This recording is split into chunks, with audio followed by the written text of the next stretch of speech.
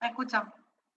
Bueno, antes que nada, queríamos, en nombre de los docentes del diplomado, queríamos pedir las disculpas por haber cambiado el día, ¿verdad? Realmente la Secretaría esta semana estuvo con un foro de actualización de gestión pública, entonces, como coincidía la reunión y el disertante era el doctor Máximo, entonces hemos decidido cambiar la fecha, ¿verdad? La segunda aclaración que vamos a hacer es que se va a extender el plazo de las evaluaciones porque recibimos varios reclamos de que los participantes están haciendo varios cursos o diplomados a la vez, ¿verdad? Entonces, realmente, si una persona está inscrita en los 4 cursos, es poco tiempo, 3 días, para realizar las 4 evaluaciones, porque hay que leer material. Entonces, consideramos que es oportuno extender el plazo a 8 días.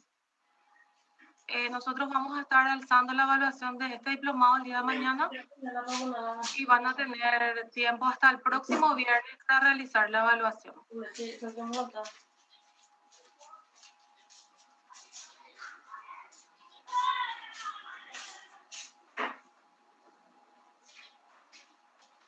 No sé si pueden silenciar sus micrófonos, por favor.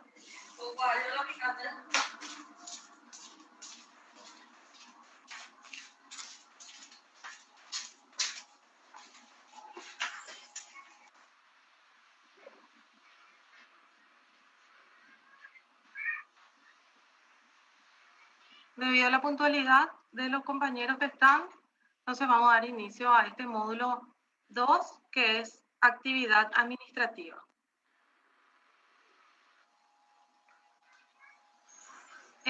La actividad administrativa realmente es el conjunto de actos que nosotros venimos desarrollando en el día a día, ¿verdad? Tanto los funcionarios públicos como nuestras autoridades, nuestros directores. Entonces, podemos decir que según la Real Academia Española, la actividad administrativa es el conjunto de actos, decisiones que adoptan y desarrollan las administraciones públicas en ejercicio de sus competencias. Se concreta su función de servicio a los intereses generales, ¿verdad? Para que estas actividades, para que este conjunto tenga la validez, para que este conjunto de actos tenga la validez, se tienen que dar varios presupuestos que luego vamos a estar desarrollando. Según Agustín Gordillo, la actividad administrativa es la actividad que los órganos administrativos desarrollan, ya sean estos centralizados o descentralizados, y también los órganos legislativos y judiciales, siempre y cuando estos no se refieran a su función específica. ¿Qué quiere decir eso? De alguna manera, cada institución, ya sea del Poder Ejecutivo, del Poder Judicial o del Poder Legislativo, realiza funciones administrativas al organizar su institución, al organizar el Estado. ¿Cuáles son esas actividades administrativas? Por ejemplo, la designación de personas, las contrataciones públicas dentro de las licitaciones o el manejo de los recursos humanos de la administración. Acá encontramos que los 3 poderes ejercen esa actividad administrativa. Por ejemplo, la designación del personal o los llamados a licitación. Las demás instituciones públicas, sean autónomas o autárquicas, las empresas públicas, empresas mixtas, gobernaciones, municipalidades. Por ejemplo, las SA también, las sociedades anónimas del Estado. ¿Cómo ejercen esa actividad administrativa? Satisfaciendo el bien común directamente o a través de su estructura orgánica, actuando en base a un procedimiento que garantiza la legalidad y eficacia del accionar administrativo. Todas estas acciones tienen que estar basadas siempre garantizando los principios generales del derecho y en especial los principios administrativos que vamos a ver después. Asimismo, la función jurisdiccional ejercen también estos órganos del Estado cuando juzgan, por ejemplo, la conducta de su empleado o aplican una sanción. Esta aplicación de sanción es previo sumario administrativo cuando consideramos que la falta es grave, ¿verdad? Los órganos administrativos también ejercen su función legislativa.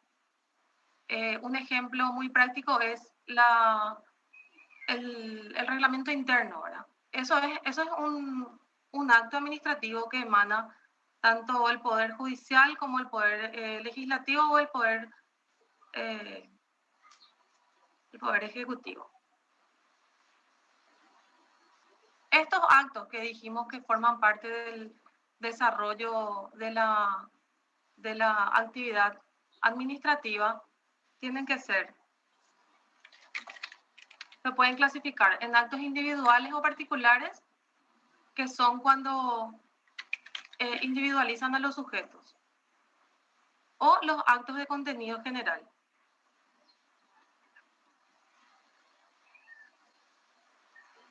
Los actos individuales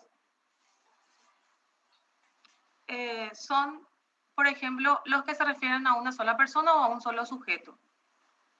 Y los actos de contenido general son los reglamentos que rigen para un cierto grupo de personas, pero funcionarios en general.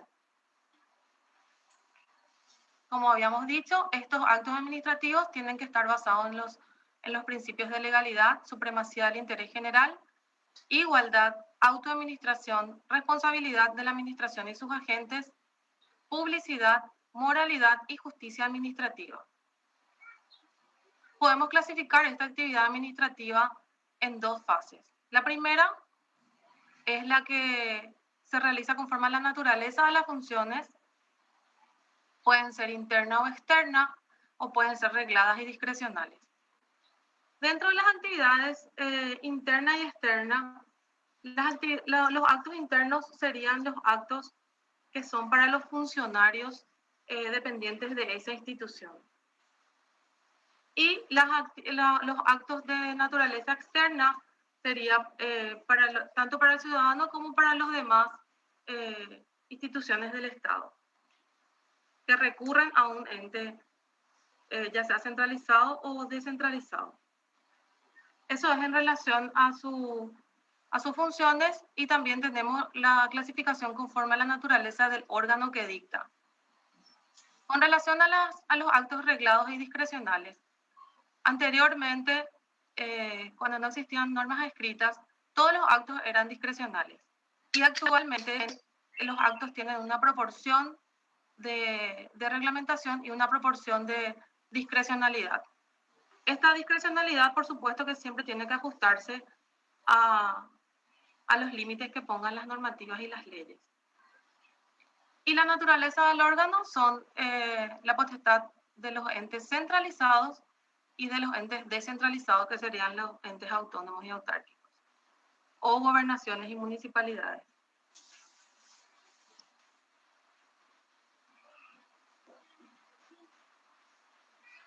Luego hablamos de los hechos y actos jurídicos. Queremos hacer en un principio la definición y luego una diferencia, ¿verdad? Encontramos lo que dice Manuel Osorio, y él también coincide con el Código Civil argentino, que los actos jurídicos son los actos voluntarios lícitos que tengan por fin inmediato establecer entre las personas relaciones jurídicas, crean, modifican, transfieren o conservan derechos. También pueden ser extinguidos estos derechos. Agustín Gordillo se refiere al acto jurídico como la declaración que realiza en ejercicio de la función administrativa, y el mismo produce efectos jurídicos directos. Nuestro Código Civil paraguayo dice que los actos jurídicos no pueden dejar sin efecto las leyes en cuya observancia estén interesados el orden público o las buenas costumbres. O sea, estos actos jurídicos, con la voluntariedad del que lo está dictando, establecen lazos o relaciones jurídicas entre las personas. También esos pueden modificar o pueden extinguir, pero estos nunca pueden alejarse de lo que dice la ley.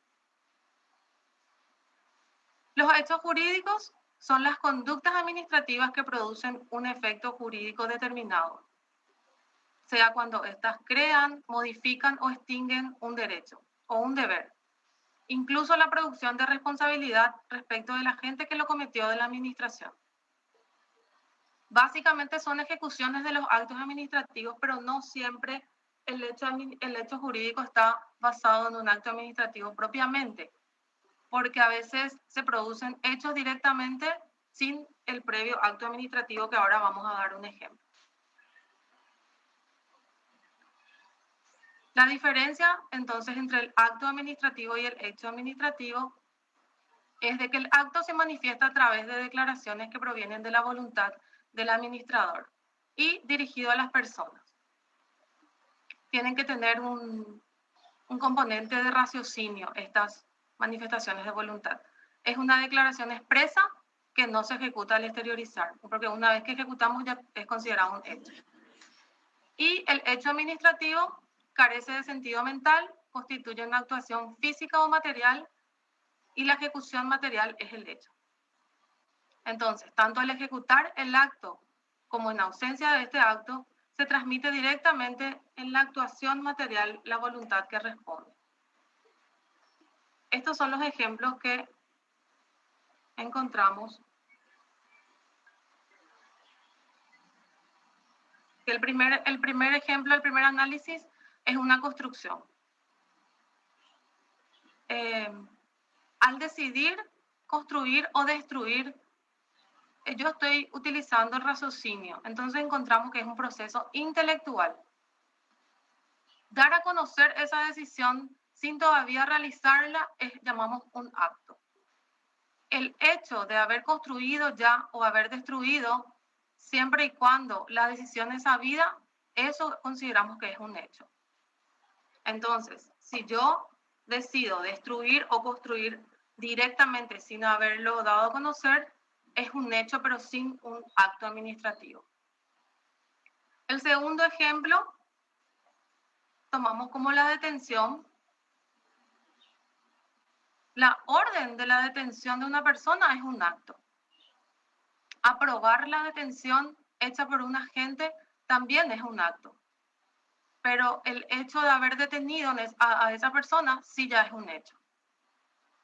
Entonces, pasando el paso de, o sea, ignorando el paso de comunicarle que lo voy a detener, realmente es un hecho, pero sin previo acto administrativo.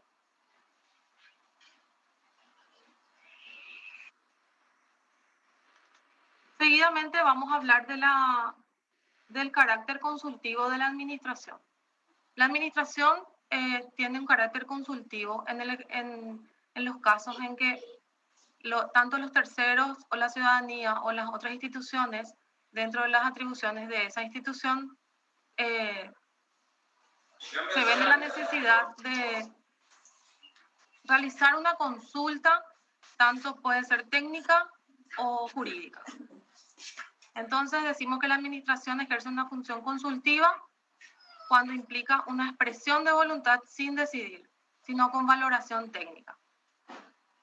Entre ellos encontramos en los informes, dictámenes sobre funcionarios que no deciden el fondo de la cuestión, opiniones sobre materias específicas o proyectos de normativas, informes sobre funcionarios en procesos judiciales o providencias de mero trámite.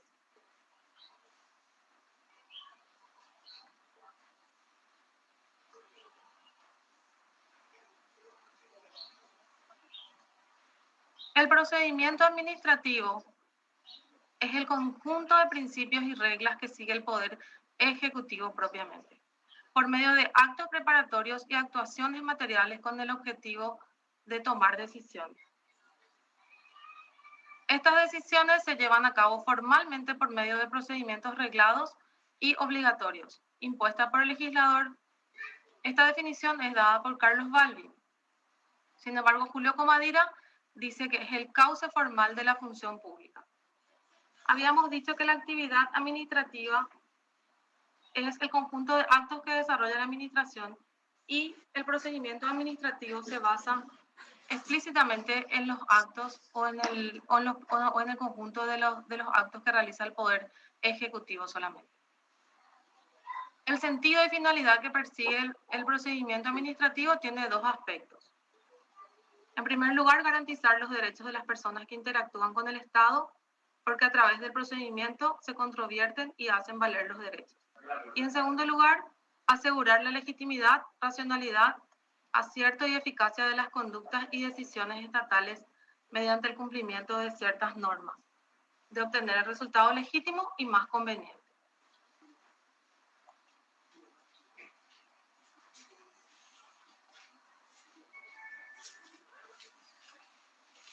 Entonces, este procedimiento administrativo es la serie de actos que expresa ordenada y sistemáticamente la voluntad administrativa. El acto administrativo es una declaración unilateral de alcance particular dictada por el Estado, en ejercicio de sus funciones administrativas, que produce efecto jurídico directo e inmediato sobre terceros, nos dice Carlos Balbi. Y Agustín Gordillo nos dice que es una declaración realizada en ejercicio de la función administrativa que produce efectos jurídicos directos. Encontramos una clasificación dada por Agustín Gordillo, donde dice que dentro de los actos unilaterales de la administración encontramos sensible diferencia entre aquellos que producen efectos jurídicos generales o individuales. Los generales serían para una serie indeterminada de casos y los individuales para los particulares o para personas concretas, para un solo caso determinado o para distintos casos individualmente específicos. En el procedimiento administrativo quería hacer una diferenciación entre por qué usamos la palabra procedimiento y no proceso. Porque dentro de la administración pública consideramos que es oportuno el procedimiento basado en el conjunto de actos que realiza la administración. Sin embargo, hay una diferenciación con el proceso que lo utilizamos en el ámbito jurisdiccional. Entonces, proceso es en el Poder Judicial y procedimiento en el ámbito administrativo. Luego pasamos a las formas de revocación de un acto jurídico o un acto administrativo. La nulidad es la ineficacia de un acto jurídico como consecuencia de que carece de las condiciones necesarias para su validez. Dentro de la nulidad no se producen efectos jurídicos cuando estos se declaran nulos. La anulabilidad es la condición de los actos o negocios jurídicos que pueden ser declarados nulos e ineficaces por existir en su constitución un vicio o defecto que produce tal resultado. Esta anulabilidad sí produce efectos hasta que se declara anulable. Y la revocación es el acto por el cual se deja sin efecto una declaración de voluntad o un acto jurídico en que unilateralmente se tenga potestad y otros en que lo admita la ley o lo estipulan las partes.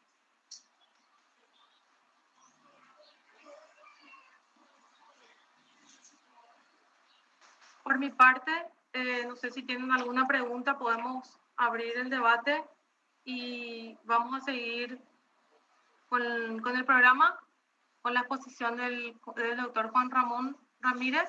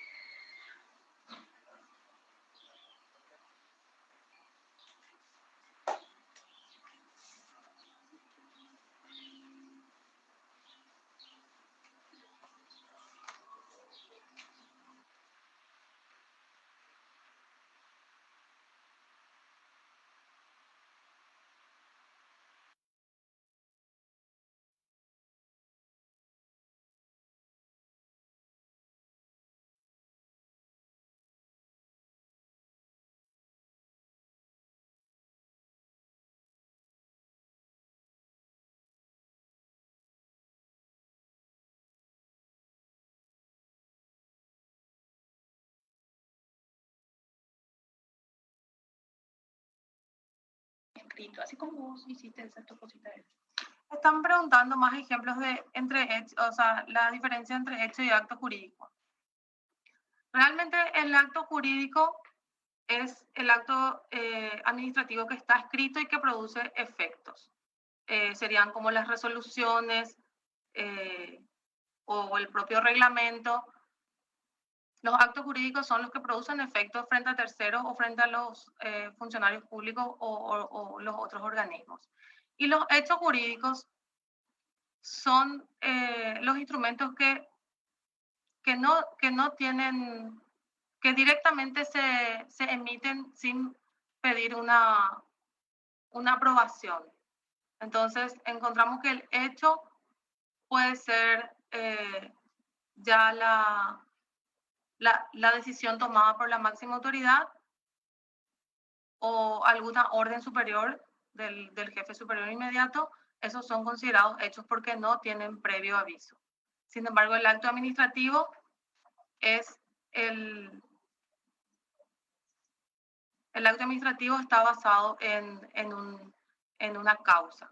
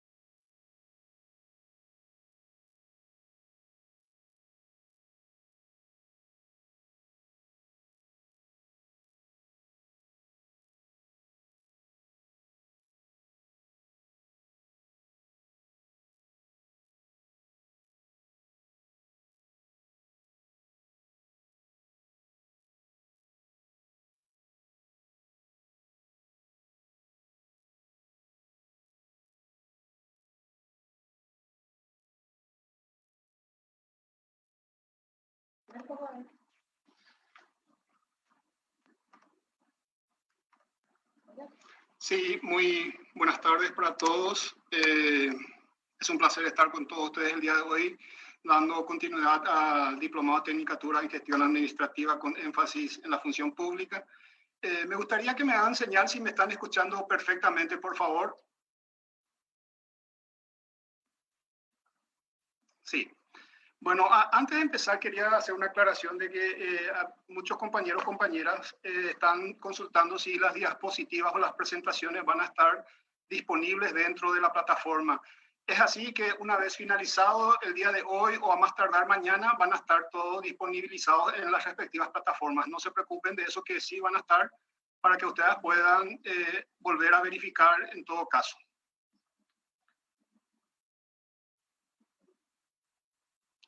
En este caso vamos a continuar desarrollando el derecho administrativo sancionador.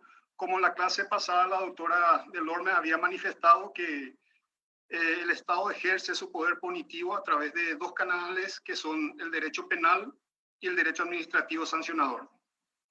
Ambas figuras tienen un basamento constitucional común que tenemos por consabido. La potestad sancionadora de la administración es la atribución que le compete a esta para imponer correcciones a los ciudadanos o administrados por acción de estos contrarios a lo ordenado por la administración, y sanciones disciplinarias a los funcionarios o empleados por faltas cometidas en el ejercicio de su cargo. Todo ello sin perjuicio de la acción de los tribunales judiciales. Todo esto, ¿cuál es el fin? El fin principal de esto es mantener el orden respectivo dentro del Estado. Se había comentado brevemente nada más a modo de de refrescar la memoria, los principios del derecho sancionatorio se había explicado que se había del informalismo, del principio.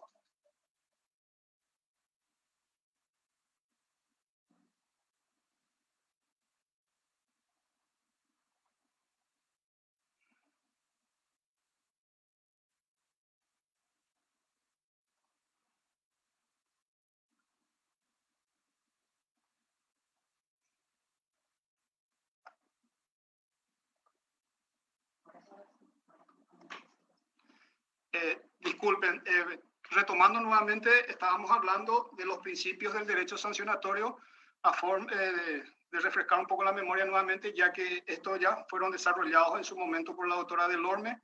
Habíamos dicho de que dentro del principio del derecho sancionatorio están los principios de informalismo, del principio del nos bis in idem, del principio de legalidad, del principio de debido proceso, del principio de imparcialidad y del principio de oficialidad. Ahora tenemos que entrar a debatir qué es el procedimiento administrativo sancionador. Dentro de la administración, el derecho de sancionador tiene como finalidad, como dijimos anteriormente, de mantener el orden del sistema y en su caso de reprimir por medios coactivos aquellas conductas contrarias a las políticas del ente estatal.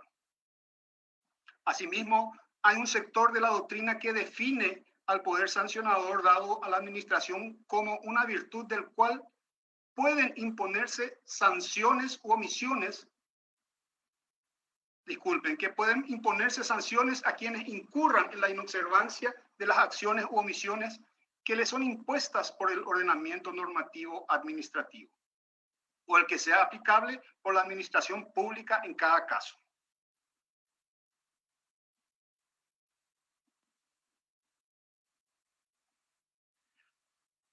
La necesidad de tener medios adecuados de protección jurídica. Los particulares, como aquellas personas que pudieran ser afectados por un acto administrativo, realmente necesitan de medios adecuados de protección. Y en ese sentido podemos decir de que el equilibrio al que deben propender las relaciones que existen entre el administrado y la administración pública requieren un justo y eficaz sistema de garantías que compensen las situaciones de sujeción en que aquel se encuentra. Es decir, que podemos decir que el procedimiento administrativo, según Julio Rodolfo Comadira, expresa que cumple una función de garantía al proteger tanto el interés público como al particular frente a la ilegitimidad o inconveniencia del obrar de la administración pública, siendo sus principios susceptibles de protección judicial. En fin, podemos decir de que el procedimiento administrativo constituye una garantía de los derechos de los particulares y asegura la pronta y eficaz satisfacción del interés general mediante la adopción de medidas y decisiones necesarias por los órganos de la administración. Por ello, dicho procedimiento sirve como protección jurídica para el particular. En resumen, podemos expresar de que el procedimiento administrativo no solo es una garantía de los derechos de los ciudadanos, sino también es una garantía a los efectos de proteger el interés público. Lógico es que resulte informado por principios que respondan perfectamente a una y otra perspectiva. En ese sentido, tenemos algunos conceptos de lo que se establece o se tenga como conocimiento de los recursos puramente administrativos. En ese sentido, Roberto Dromi establece de que en su concepto general, el recurso es el medio por el cual se acude a un juez o a otra autoridad con una demanda o petición para que sea resuelta.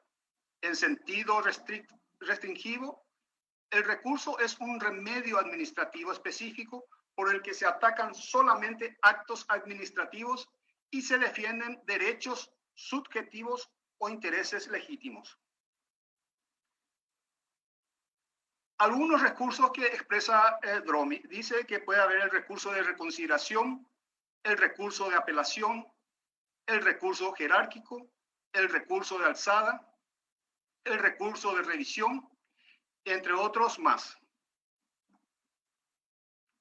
Juan Carlos Casane dispone de que los recursos administrativos es toda impugnación en términos de un acto o reglamento administrativo que se dirige a obtener del órgano emisor del acto, el superior jerárquico u órgano que ejerce el control de la tutela, la revocación, modificación o saneamiento del acto impugnado.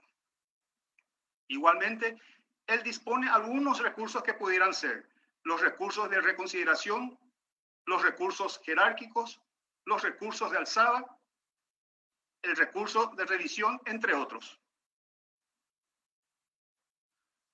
A fin de tener un conocimiento del concepto, traemos a colación dos recursos, entre los cuales traemos el recurso de reconsideración, en la cual es aquel que se deduce ante la propia autoridad que ha dictado el acto administrativo o reglamento a fin de que lo revoque, derogue o modifique, según sea el caso, por contrario imperio.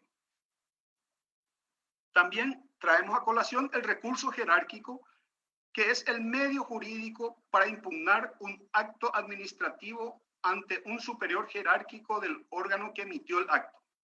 Es aquel que se entabla ante una autoridad cuya competencia está jerárquicamente ordenada respecto a la de la autoridad emanante.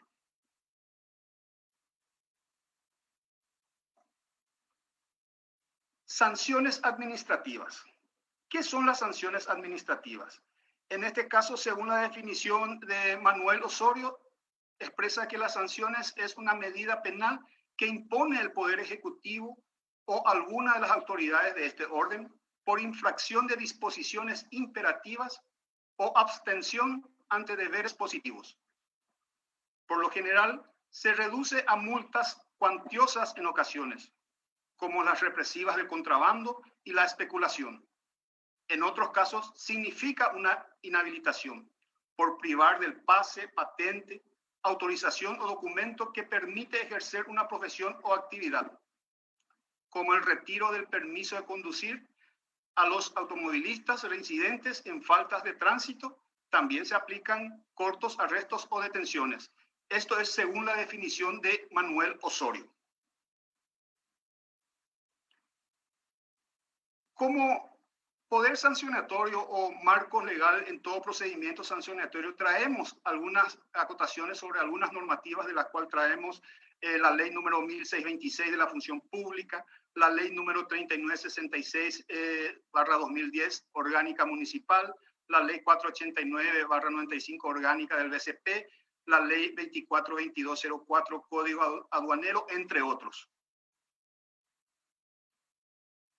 Dentro de estos procedimientos, según el profesor Dr. Manuel de Jesús Ramírez Candia, existen aproximadamente 5 procedimientos sancionatorios en la cual podemos citar entre los siguientes. El primer procedimiento, el procedimiento tributario, el cual es el conjunto de actos realizados en sede de la administración tributaria, sea a iniciativa del contribuyente o en forma oficiosa por la propia administración vinculada a la percepción de los recursos tributarios.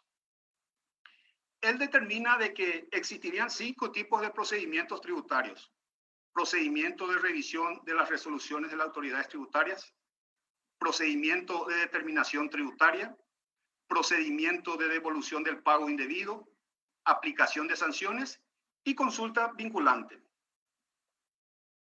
Dependiendo del tipo del procedimiento que se pudiera realizar, las mismas poseen diferentes tipos de recursos por el cual una persona afectada pudiera recurrir, entre los cuales tenemos el recurso de reconsideración o reposición, el recurso de apelación y en otros casos también solamente se dan el recurso de reposición.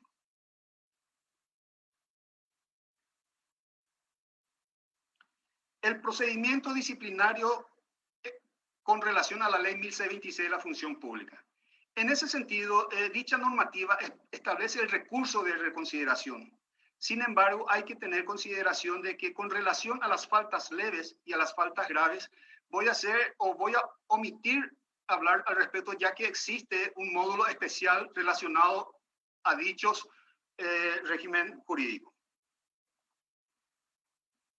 3. Procedimiento contra los agentes de intermediación financiera, en la cual en dicho procedimiento se establece algunas faltas graves y otras faltas leves, en la cual, dependiendo del tipo de faltas, las sanciones pudieran ser la limitación del ejercicio de actividades u operaciones, prohibiciones temporales de distribución de dividendos, multas, entre otros.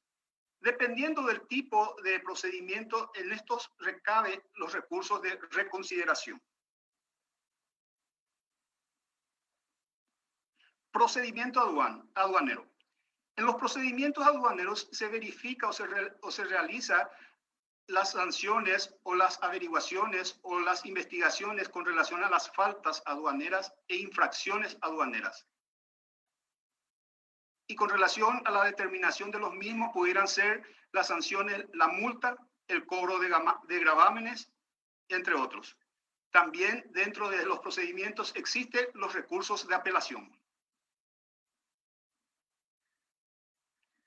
Procedimiento ante el juzgado de faltas municipales. Los procedimientos realizados ante el juzgado de falta municipal, recaída la resolución, dependiendo del tipo de sanción impuesta, la misma por el afectado puede realizar un recurso de apelación y nulidad.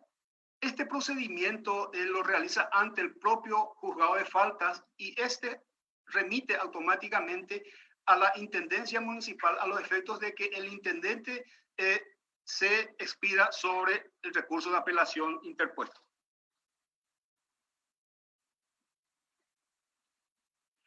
Materia contenciosa administrativa.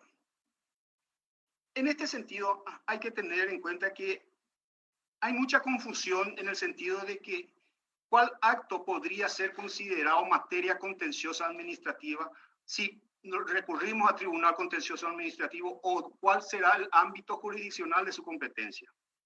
Y traemos a colación lo que establece el tribunal, lo que establece la Corte Suprema, la cual establece que el Tribunal de Cuentas es competente para entender en la sustanciación y resolución de los recursos contenciosos administrativos interpuestos por un particular o por una autoridad administrativa, contra resoluciones que reúnan los siguientes requisitos: que causen estado y no haya por consiguiente recursos administrativos contra ella, que la resolución de la administración proceda del uso de sus facultades regladas, que la resolución vulnere un derecho administrativo preestablecido a favor del demandante.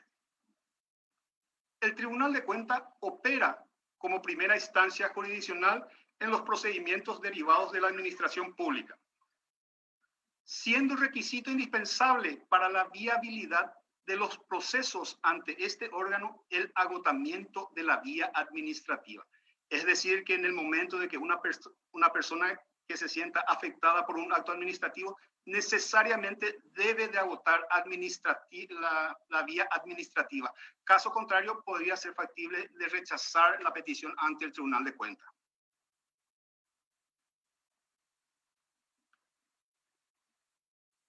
Ahora vamos a hablar y desarrollar un poquitito a los efectos para que tengan conocimiento de cuáles son las técnicas jurídicas administrativas que tenemos que tener en cuenta a la hora de abordar o de realizar algunas acciones o actos administrativos, ya sea cómo emitir una resolución, cómo emitir un decreto, también a la hora de emitir un dictamen, también una providencia, en la cual podemos decir las técnicas de redacción de los actos administrativos y actos de la administración. En ese sentido, traemos a colación el decreto número 5252 de fecha 12 de mayo del 2012, por el cual se declara de interés nacional, se aprueba el reglamento para la elaboración de textos normativos y se dispone su uso en la gestión pública. Es decir, que a través de esta normativa se reglamenta y se dispone el uso de las técnicas de redacción en los textos normativos que hacen relación a la gestión pública. También traemos a colación del reglamento para la elaboración de textos normativos, En este sentido, quiero hacer la acotación de que tanto el decreto y el reglamento ya están para que todos los participantes puedan verificar en la plataforma del diplomado. Traemos a colación, como habíamos hablado, el decreto número 5252, en la cual se dispone que el objeto del presente reglamento es de que todos los actos administrativos que sean dictados por las autoridades, conforme a las facultades y competencias, las mismas reúnan las características tanto de vigencia, aplicabilidad, eficacia y conveniencia. En dicho acto, las características que deben de tener, en pocas palabras, son que debe ser homogéneo, es decir, de que cada acto normativo tiene por fin regular un único objeto material. Se debe de evitar abarcar materias que excedan a ese objeto y a la materia que se regula. Debe ser completo. La regulación del objeto debe ser completa e íntegra, evitándose la dispersión normativa sobre un mismo objeto. Ordenado. Las disposiciones normativas deben estar estructuradas siguiendo un criterio lógico que garantice la claridad y la coherencia interna para facilitar la identificación de sus prescripciones.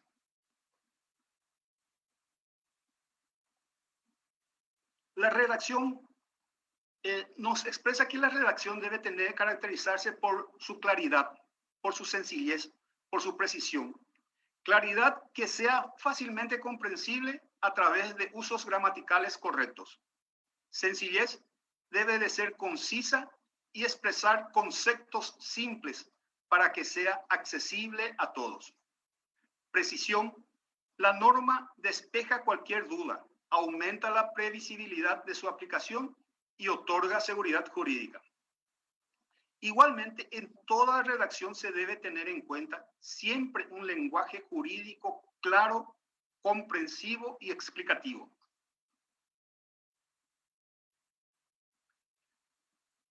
Los elementos que debería de tener el encabezamiento, la parte expositiva, la parte considerativa, la fórmula de emisión, articulado, fórmulas finales, fecha de promulgación, firmas al pie, anexos e índices cuando sean requeridos o que así lo amerite el acto administrativo. Traemos a colación la parte expositiva en la cual tenemos que determinar de que el cual hace referencia a los antecedentes que motivan el texto normativo. La misma es aplicable a decretos y resoluciones, no así a las acordadas. Se inicia con la palabra visto seguida del signo de 2 puntos. Igualmente traemos a colación que debe de tener la parte considerativa, la cual debe de contener los fundamentos de hecho y de derecho que sustentan el texto normativo. Es aplicable a decretos y resoluciones. Se inicia con la palabra considerando, seguido del signo de 2 puntos.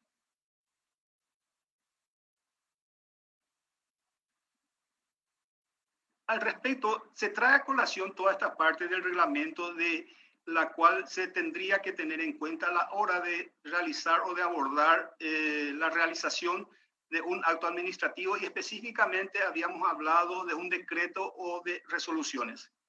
También me gustaría traer a colación de que prácticamente este reglamento también se tendría que utilizar en los dictámenes a los efectos del por qué digo esto, ¿verdad? Específicamente que tenemos que motivar los actos administrativos. Y yo creería que también el dictamen hay que motivar al momento de su emisión. ¿Por qué les digo? Existen situaciones en las cuales se remite a la Secretaría de la Función Pública un parecer, se solicita un parecer jurídico y se trae como anexo el dictamen que emite la institución a los efectos de verificar el dictamen correspondiente. Pero ¿qué pasa? El dictamen que emite la institución solamente hace alusión a los artículos y luego en la parte final expresa diciendo de que siendo atribuciones de la Secretaría de la Función Pública, se remite el presente dictamen a los efectos de su parecer jurídico pertinente. Es decir, de que dentro del dictamen no se esboza quién es la dirección recurrente, qué es el objeto de la consulta, cuál es la normativa que se tendría que analizar o estudiar. Y mucho menos se realiza la exposición y análisis respectivo de la consulta que se realiza. Y por último, no se efectúa la conclusión pertinente y las recomendaciones que se debe de realizar en un dictamen. Y estos son requisitos fundamentales y esenciales para la emisión del dictamen o de un dictamen dentro del Estado o dentro de la función pública. Desde mi parte les doy las gracias por la atención y estamos a disposición para las consultas que ustedes creen conveniente. Muchas gracias por la atención.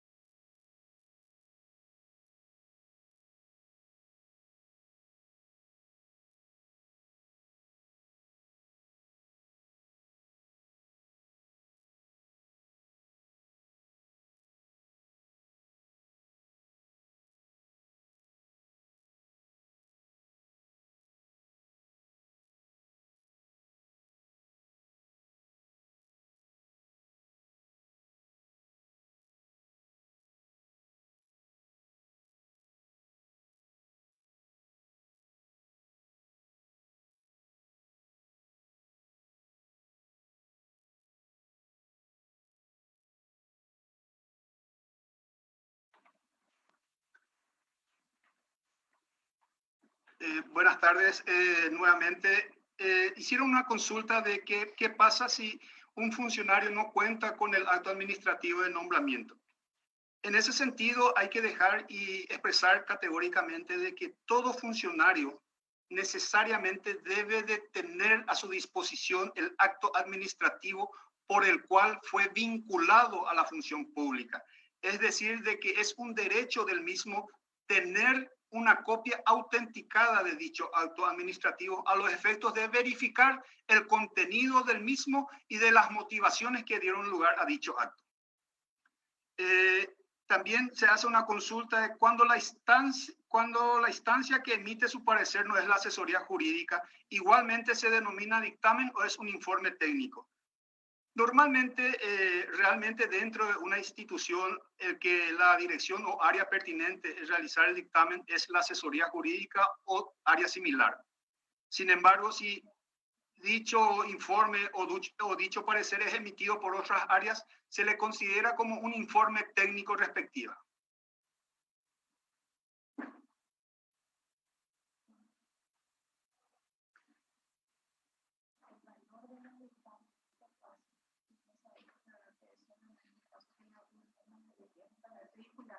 Y que los dictámenes no son recurribles porque son pareceres jurídicos. La pregunta de los dictámenes jurídicos. Los dictámenes jurídicos son opiniones jurídicas que realmente la responsabilidad no está dada en un dictamen fundamentado cuando no es vinculante a la persona. ¿Qué, por ejemplo, es un dictamen que no es vinculante? Una opinión solamente, una opinión jurídica. Desde la Secretaría de la Función Pública nosotros tenemos dictámenes totalmente vinculantes con relación a los permisos con goce de sueldo por capacitación, por ejemplo, o los dictámenes que habilitan pago de salario en el ámbito de la doble remuneración. Entonces, cuando la opinión jurídica es solamente una opinión técnica. El preopinante no tiene una responsabilidad con relación al parecer, ¿verdad? Siempre y cuando estos estén dentro de su carta orgánica. Tenemos entendido que hay dictámenes vinculantes desde el Ministerio de Hacienda, que son los de la Dirección de Presupuesto y de Abogacía del Tesoro, ¿verdad? Entonces, antes de analizar la responsabilidad de los abogados o de los asesores, debemos de ver la carta orgánica. También pidieron más ejemplos de actos y hechos jurídicos. Los actos jurídicos son, dijimos, los que crean o extinguen obligaciones, por ejemplo, las resoluciones de jubilación o la designación de un funcionario, ya sea para cumplir tal o cual función o la designación dentro de una institución pública. Esos son actos jurídicos. Y el hecho jurídico realmente puede estar basado en un acto jurídico o no. Por causas naturales, el hecho jurídico puede ser, por ejemplo, un accidente, ¿verdad? Un accidente de tránsito, un accidente automovilístico de, supongamos, el chofer de una institución, o el hecho jurídico también puede ser donde la voluntad del administrador no se dio a conocer, como por ejemplo la orden de demolición de un edificio o de expropiación, ¿verdad?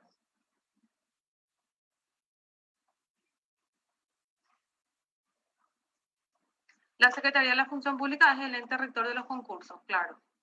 A esta pregunta es positiva la respuesta.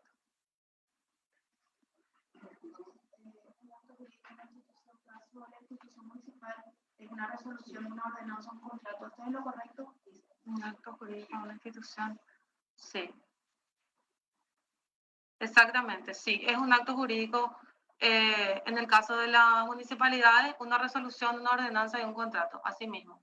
El contrato es un acto administrativo bilateral, ¿verdad? Nosotros no hicimos una clasificación muy profunda porque no todos son abogados, ¿verdad? Entonces, eso fue la clasificación que encontramos. El informe técnico tiene que tener una estructura en particular. Nosotros lo que vemos día a día, ¿verdad? Dentro de los informes y los dictámenes es que no son muy precisos ni muy concisos, ¿verdad? Entonces, lo que siempre procuramos y por medio de este curso vamos a dar a conocer es de que esté bien identificada cuál es la consulta o qué es lo que se pretende analizar profundamente y cuál es la norma que yo voy a aplicar en ese caso particular y cuál es la sugerencia en lo posible bien clara, ¿verdad? La sugerencia es hacer lugar a la solicitud o en cumplimiento de tal norma, este es el procedimiento.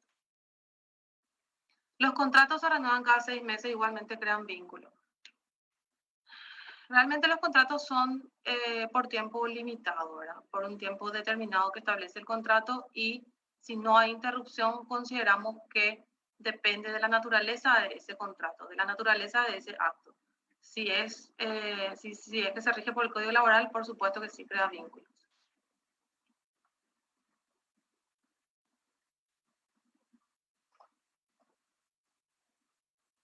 Una pregunta sobre jubilación, ¿verdad? El dictamen sobre antigüedad depende de qué tema específico, porque hay muchas cuestiones que generan dudas. En la reforma está previsto opacar esta ley anterior. En caso de la ley 241 y la reforma opacar en esa ley. En caso de la ley 200. En la Secretaría de la Función Pública, ¿qué acto administrativo utiliza para definir a un funcionario si es o no de carrera? Realmente no es el acto administrativo lo que define si un funcionario es o no de carrera.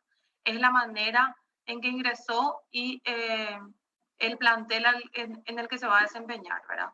El funcionario de carrera son considerados desde el auxiliar hasta, en algunos casos, profesionales o jefe de departamento y en los cargos que ingresan directamente como confianza, actualmente en este gobierno el decreto específicamente está diciendo que no genera ningún tipo de estabilidad ni de antigüedad, los que ingresan directamente a cargos de confianza.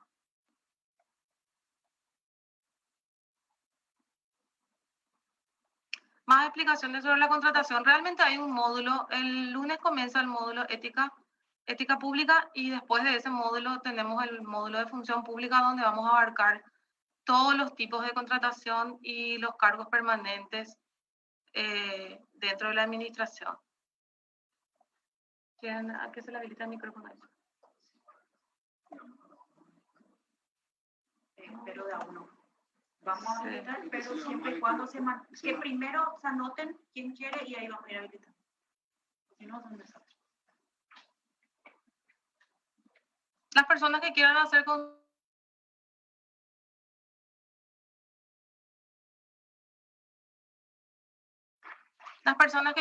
consultas, si pueden anotarse por favor acá en el chat y nosotros vamos a ir habilitando el micrófono para que haya un orden.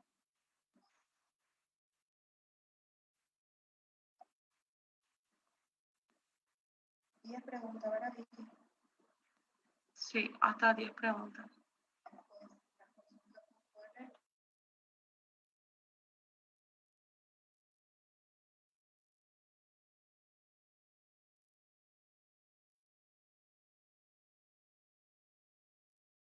Preguntan si hay dictamen sobre antigüedad en la función pública. Sí, tenemos en la página web de la Secretaría un ítem que se llama materia marco normativo. Ahí están escaneados algunos dictámenes y también tenemos el enlace que es caja de herramientas.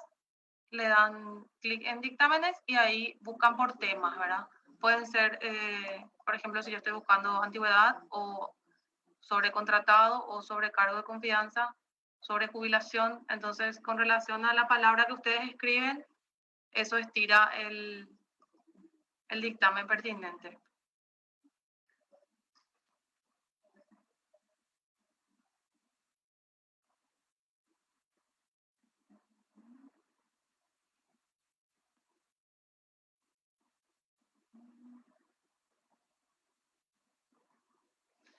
Graciela Costa, no comprendo bien tu pregunta. Dice, la función pública prevé en cuanto a funcionarios antiguos que ocupan cargos para diferencia salarial.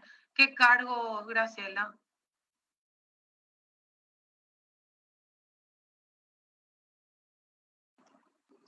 Ay.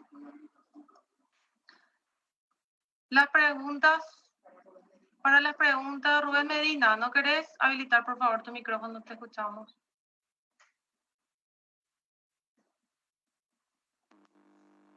Rubén Medina.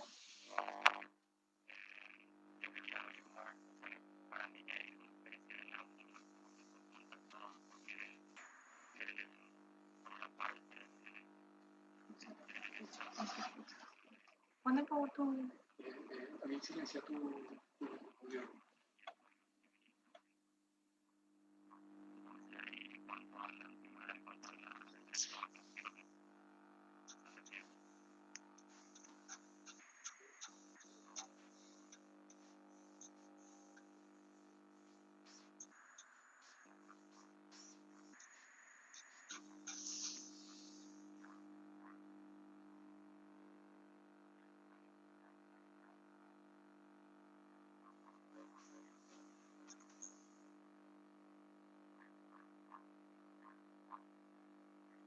Rubén, te escuchamos con interferencia. No sé si querés volver a repetir tu pregunta.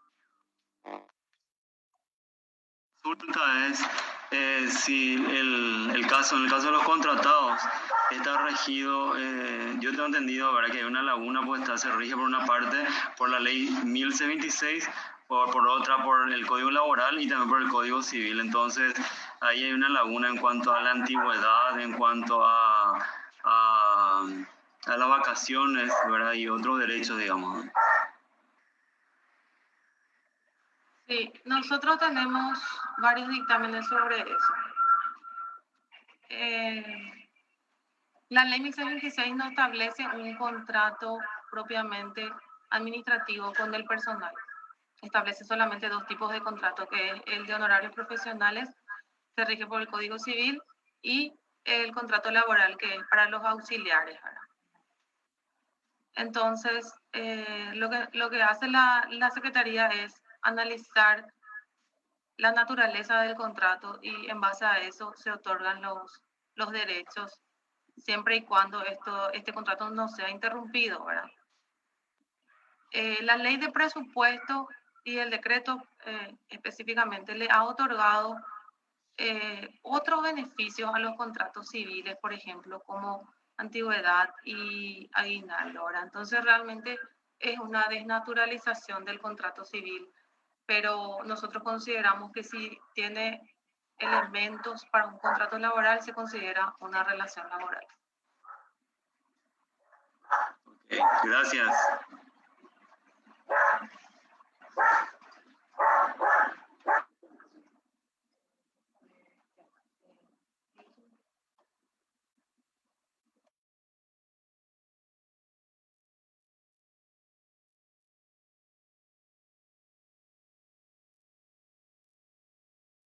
Voy a contestar esta pregunta del funcionario que ingresó directamente a un cargo de confianza. Los derechos establecidos en la Ley 1626 son exclusivamente para los funcionarios de carrera. Hay un artículo que le excluye a los funcionarios de confianza, entonces si un funcionario ingresó directamente a cumplir un cargo de confianza, no importa el tiempo que haya transcurrido, no tiene una vinculación con la administración, no tiene los mismos derechos que un funcionario de carrera, por más que hayan transcurrido bastante tiempo, ¿verdad? Ese es el criterio de la Secretaría de la Función Pública hace varios años.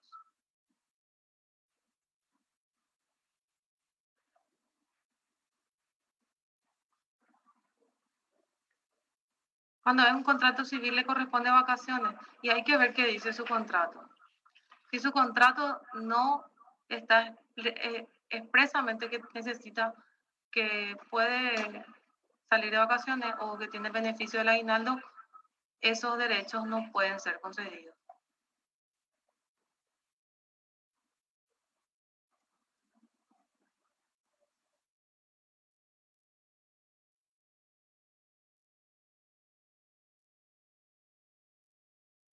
Rolando Espíndola, te escuchamos.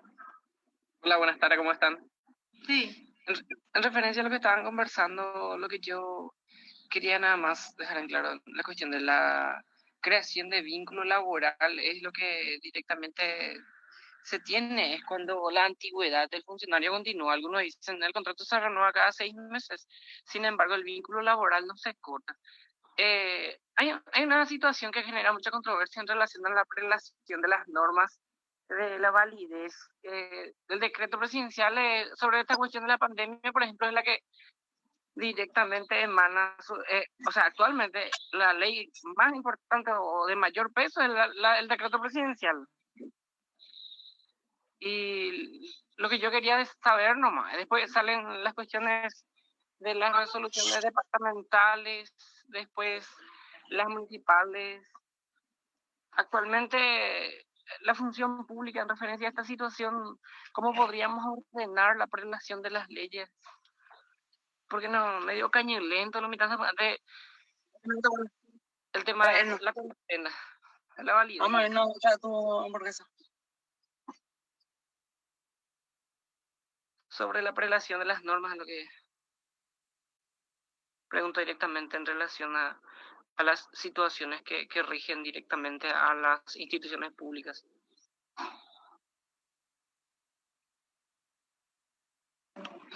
la prelación de las normas, ¿en qué caso, Rolando? ¿No puedes ser un poquito más específico? En relación a los comunicados de que vuelve a la fase 0, vuelve a que sigue la fase 4. Estas cuestiones. ¿Vos te referís a los decretos con relación al COVID? Sí, a los actos jurídicos que se generan normalmente. Ahora, el Ministerio de Salud diría yo que es la máxima institución en referencia a estos comunicados, diría yo, ¿verdad? Pero Sí. ahí es lo que se queda perdido uno por las cuestiones, porque no existe un conducto único que diga a todos los municipios, porque al fin y al cabo, por decir nomás, el organismo madre en los municipios, o sea, es la municipalidad, es la que al final y al cabo, si la municipalidad de Asunción emite, o sea, puede retransmitir las informaciones que reciben de los ministerios. Calculo yo nomás que si la SFP no podría ser como un conducto de solicitarle a estas instituciones que se les remitan estos actos administrativos para comunicación efectiva. Sí, Rolando, realmente con relación a la pandemia específicamente, el Ministerio de Salud es el ente rector en materia sanitaria, ¿verdad? Entonces, no solamente a nivel país, sino a nivel global, existen normas que están basadas en lo que establece la Organización Mundial de la Salud, y lo que establece el Ministerio de Salud es de cumplimiento obligatorio, ¿verdad? La Secretaría de la Función Pública ha realizado varios protocolos, ha emanado varios actos jurídicos con relación al desarrollo de las administraciones durante este tiempo de pandemia, ¿verdad? Porque decía el decreto al principio que las funciones imprescindibles no pueden dejar de desarrollarse, ¿verdad? Entonces, cada institución, cada director general debería de prever cuáles son las áreas imprescindibles y aplicar el teletrabajo en los otros cargos, ¿verdad? Y por supuesto, estas personas que están cumpliendo funciones no pueden ser las vulnerables, ¿verdad? En lo que respecta a administración pública en tiempos de pandemia. Con relación a la relación de normas jurídicas, eso está bien claro que lo que establece el Ministerio de Salud es totalmente competente ante todo tipo de instituciones, ya sean descentralizadas o centralizadas, que descentralizadas son gobernaciones y municipalidades, ¿verdad? Bueno, la pregunta de desprecarización que habían hecho, 10 años como contratada, la Secretaría ha propuesto un proceso de desprecarización del personal contratado para que esas personas exclusivamente tengan un concurso cerrado para poder acceder al nombramiento, ¿verdad? También tenemos dictámenes con relación a la antigüedad de esas personas que ingresaron por concurso al contrato y también por concurso al cargo permanente, ¿verdad? Entonces no hay una interrupción de la antigüedad en algunos aspectos, en otros sí.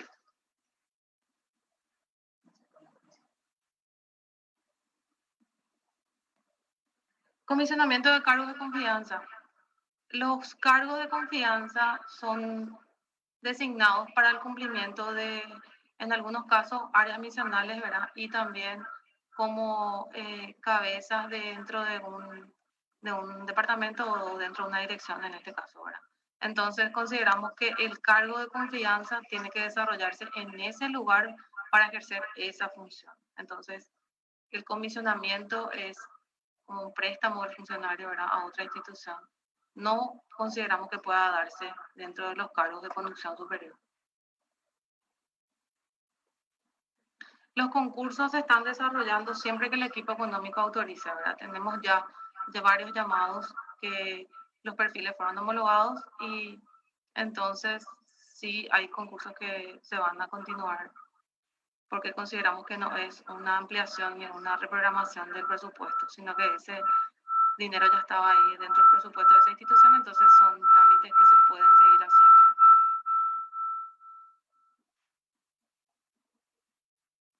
Con relación a la antigüedad que habíamos hablado, la antigüedad del contratado que pasa a ser nombrado no tiene interrupciones dentro de los derechos de vacaciones y derechos fundamentales, pero sí, por ejemplo, tiene que dar estricto cumplimiento a los 2 años de antigüedad para acceder a algún tipo de capacitación, ¿verdad? Entonces, esos derechos de la ley que están explícitamente para funcionarios de carrera se empiezan a contar desde el acto administrativo de nombramiento.